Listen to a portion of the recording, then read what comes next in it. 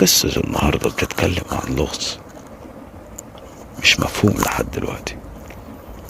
نصيحة مني، ما تحاولش تدور ورا اللغز ده. سنة 1920 لقوا لوحة مجهولة لساحر ملوش اسم. اللوحة دي اتسمت باللغز الملعون. كان في ورا اللوحة دي تحذير بيقول: من يقرأ اللغز يفتح الباب للمستمعين في الظلام. كل اللي حاولوا يحلوا اللغز ده ماتوا في ظروف غامضة خلال 48 ساعة.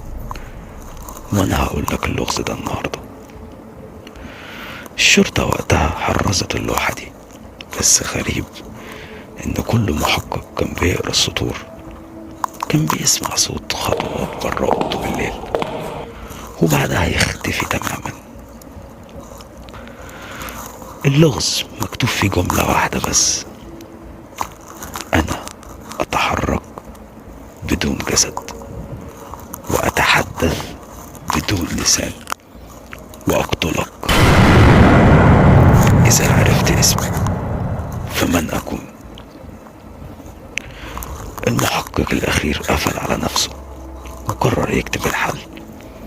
والصبح لقوا مكتبه مقفول من جوه، والمحقق ده اختفى تماما، ومفيش غير مذكراته بس سايحة على الأرض كأنها محروقة.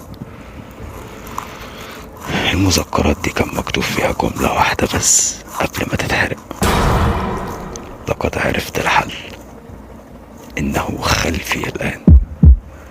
اللغز ده لسه بيلف على النت.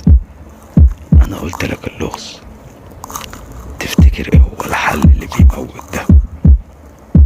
لو أنت ذكي اكتب حلك في التعليقات، بس افتكر ما تقولش اسمه.